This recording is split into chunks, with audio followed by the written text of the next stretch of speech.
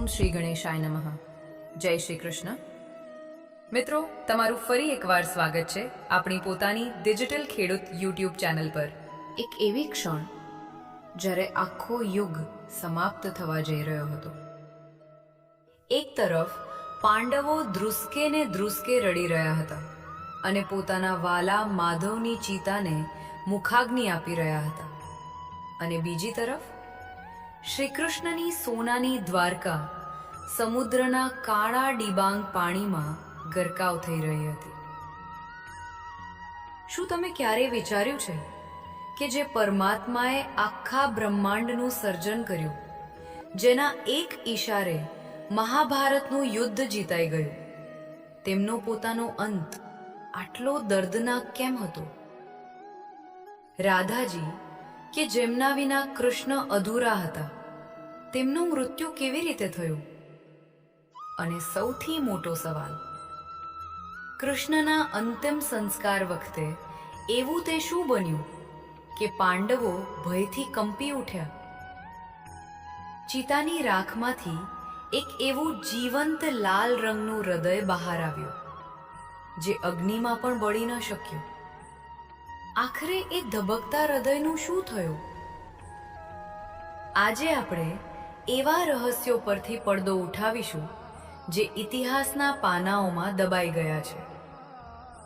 વિડીયોના અંત સુધી બન્યા રહેજો, કારણ કે આજની આ કથા તમારા રૂવાડા ઊભા કરી દેશે. નમસ્કાર મિત્રો, સ્વાગત છે તમારું આપણી ચેનલમાં.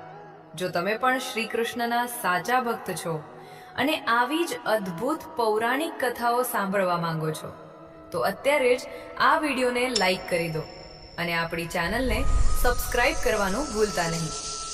કોમેન્ટમાં જય શ્રી કૃષ્ણ જરૂર લખજો. ચાલો આ રહસ્યમય યાત્રા શરૂ કરીએ. મહાભારતનું યુદ્ધ પૂરું થઈ ચૂક્યું હતું. કૃષ્ણ દ્વારકામાં પોતાની રાણીઓ સાથે સુખી જીવન જીવી રહ્યા હતા. એક દિવસ રાણી રૂકમણીએ કૃષ્ણને પૂછ્યું, સ્વામી, હું તમારી પત્ની છું, દ્વારકાની મહારાણી છું, છતાં તમે મારા કરતા વધુ પ્રેમ એ ગોકુળની રાધાને કેમ કરો છો? કૃષ્ણ માત્ર હસ્યા. તેમને રૂકમણીનો આ ગર્વ તોડવો હતો. તે જ રાત્રે શ્રી કૃષ્ણને માથામાં ભયંકર પીડા ઉપડી. ઋષિ મુનિઓને બોલાવવામાં આવ્યા. ઋષિએ કહ્યું, જો કોઈ સાચો ભક્ત પોતાના પગની ધૂળ પ્રભુના માથા પર લગાવે તો જ આ પીડા શાંત થશે. રૂકમણીએ તરત જ ના પાડી દીધી. તેમણે કહ્યું, હું મારા પતિ અને ભગવાનને મારા પગની ધૂળ કેવી રીતે આપું? મને ઘોર નર્ક મળશે. પણ જ્યારે આ વાતની જાણ વૃંદાવનમાં રાધાને થઈ, ત્યારે રાધાએ એક પણ ક્ષણનો વિચાર કર્યા વિના પોતાના પગની ધૂળ આપી દીધી. રાધાએ કહ્યું, ભલે મને અનંતકાળ સુધી નર્ક ભોગવવું પડે, પણ મારા કૃષ્ણને પીડા ન થવી જોઈએ. આ છે રાધાનો નિસ્વાર્થ પ્રેમ, અને એટલા માટે જ દુનિયા આજે પણ કૃષ્ણ રૂકમણી નહીં, પણ રાધા કૃષ્ણ બોલે છે. સમય વીતતો ગયો. રાધાજીનો અંતિમ સમય નજીક આવ્યો. શુક્રાચાર્ય અને નારદ મુનિના શ્રાપને કારણે નારાયણ અને લક્ષ્મીએ પૃથ્વી પર પ્રેમનો વિયોગ સહન કરવો જ પડ્યો હતો. જ્યારે રાધા પોતાનો દેહ છોડી રહી હતી, ત્યારે કૃષ્ણ તેમની પાસે પહોંચ્યા. રાધાએ અંતિમ ઈચ્છા રૂપે કૃષ્ણ પાસે તેમની મધુર વાંસળી સાંભળવાની માંગણી કરી. કૃષ્ણએ એવી વાંસળી વગાડી કે આખી પ્રકૃતિ રડી પડી. એ મધુર સૂર સાથે જ રાધાએ પ્રભુના ખોળામાં જ પોતાનો દેહ ત્યાગી દીધો. રાધાના ગયા પછી કૃષ્ણને એટલો મોટો આઘાત લાગ્યો કે તેમણે પોતાની એ પ્રિય વાંસળી તોડીને ફેંકી દીધી, અને પછી ક્યારેય જીવનમાં વાંસળી ન વગાડી. જ્યાં રાધાજીનો દેહ ત્યાગ થયો, ત્યાં એક પવિત્ર તુલસીનો છોડ ઉગી નીકળ્યો. મિત્રો, રાધાજીના ગયા પછી પ્રભુ એકદમ એકલા પડી ગયા હતા. પણ શું તમને ખબર છે કે શ્રી કૃષ્ણના મૃત્યુ પછી એમના હૃદયનું શું થયું? આગળની કથા તો આનાથી પણ વધુ રોમાંચક છે. જો તમને આ કથામાં રસ પડી રહ્યો હોય તો વિડીયોને જરા પણ સ્કીપ કરતા નહીં. અને હા, હજુ સુધી ચેનલને સબસ્ક્રાઇબ ન કરી હોય તો ફટાફટ કરી લેજો. રાધાજીના મૃત્યુ પછી દ્વારકા પર ગાંધારીના શ્રાપની અસર શરૂ થઈ ગઈ. જેમ મારો વંશ નાશ પામ્યો છે, તેમ 36 વર્ષ પછી તારો યદુવંશ પણ અંદરો અંદર લડીને ખતમ થઈ જશે. આ શ્રાપને લીધે યદુવંશીઓ અંદરો અંદર લડીને ખતમ થઈ ગયા અને સોનાની દ્વારકા સમુદ્રમાં ગરકાલ થઈ ગઈ. પોતાનો બધો જ ભાર હળવો કર્યા પછી શ્રી કૃષ્ણ ભાલકા તીર્થમાં એક પીપળાના વૃક્ષ નીચે આરામ કરવા બેઠા. તેમના ડાબા પગનો અંગૂઠો કોઈ હરણની આંખ જેવો ચમકી રહ્યો હતો. ત્યાં જંગલમાં જરા નામનો એક શિકારી આવ્યો. મિત્રો, આ જરા શિકારી યારી પૂર્વજન્મમાં બીજું કોઈ નહીં પણ રામાયણનો વાલી હતો. ત્રેતા યુગમાં રામ ભગવાને વાલીને છુપાઈને માર્યો હતો. ત્યારે ભગવાને તેને વરદાન આપ્યું હતું કે દ્વાપર યુગમાં હું કૃષ્ણ બનીશ અને મારું મૃત્યુ તારા જ હાથે થશે. જરા શિકારીને લાગ્યું કે કોઈ હરણ છુપાયો છે. તેણે તીર ચલાવ્યો અને તે સીધું શ્રી કૃષ્ણના પગમાં જઈને વાગ્યું. ભગવાન તો આ જ ઈચ્છતા હતા. તેમણે જરા શિકારીને માફ કરી દીધો અને એ જ ક્ષણે શ્રી કૃષ્ણએ પૃથ્વી પરથી પોતાની લીલા સંકેલી લીધી. સમાચાર મળતા જ અર્જુન અને પાંડવો ત્યાં દોડી આવ્યા. આખી પ્રકૃતિ શોકમાં ડૂબેલી હતી. ભારે હૈયે પાંડવોએ શ્રી કૃષ્ણના અંતિમ સંસ્કાર કર્યા. પણ પછી જે બન્યું તે દુનિયાનો સૌથી મોટો ચમત્કાર હતો. શ્રી કૃષ્ણનું આખું શરીર અગ્નિમાં ભસ્મ થઈ ગયું, પંચ મહાભૂતમાં વિલીન થઈ ગયું, પરંતુ તેમનું હૃદય બળ્યું નહીં.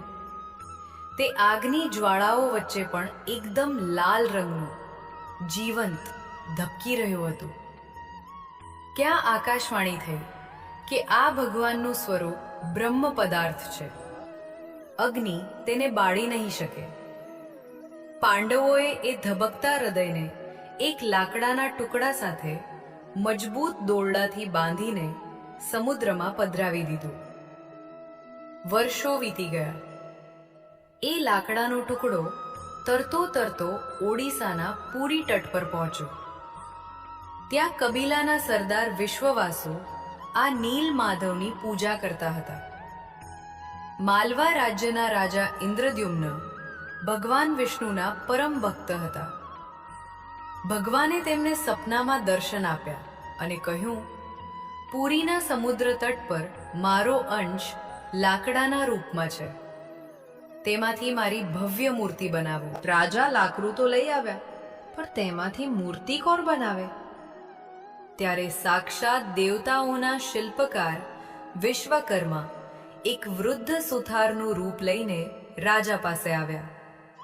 તેમણે શરત રાખી કે હું 21 દિવસ સુધી એક બંધ ઓરડામાં મૂર્તિ બનાવીશ. આ દરમિયાન કોઈએ અંદર આવવું નહીં કે દરવાજો ખોલવો નહીં. રાજાએ શરત માની લીધી. કામ શરૂ થયું. પણ 15 દિવસ વીતી ગયા પછી મહારાણીને ચિંતા થઈ કે અંદરથી ટકટક અવાજ કેમ નથી આવતો. વૃદ્ધ માણસ અંદર ભૂખ્યો તરસ્યો મરી તો નહીં ગયો હોય ને? રાણીની જીદ સામે રાજા ઝૂકી ગયા અને દરવાજો ખોલી નાખ્યો. દરવાજો ખુલતા જ શરત તૂટી ગઈ. વૃદ્ધ સુથાર એટલે કે વિશ્વકર્મા ત્યાંથી અદ્રશ્ય થઈ ગયા. ઓરડામાં માત્ર અડધી બનેલી લાકડાની મૂર્તિઓ હતી, જેના હાથ અને પગ પૂરા નહોતા બન્યા. રાજા પોક મૂકીને રડવા લાગ્યા. ત્યારે ભગવાને આકાશવાણી કરી કે, હે રાજન, રડીશ નહીં. તે દરવાજો ખોલ્યો એ પણ મારી જ લીલા હતી. કળિયુગમાં હું આ જ અડધા સ્વરૂપે પૂજાઈશ. અને મિત્રો, આજે પણ પુરીના જગન્નાથ મંદિરમાં ભગવાન એ જ અડધા સ્વરૂપે બિરાજમાન છે.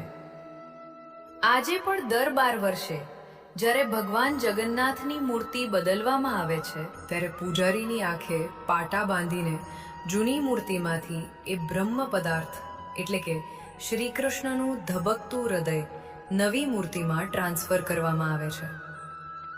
એ હૃદય આજે પણ જીવંત છે.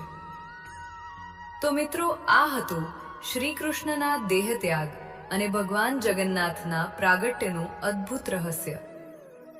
ઈશ્વરે પોતાની લીલા દ્વારા દુનિયાને એ જ શીખવાડ્યું છે કે જેનો જન્મ થયો છે તેનો અંત નિશ્ચિત છે. સ્વયં ભગવાન પણ સમયના ચક્રમાંથી બાકાત નથી રહ્યા.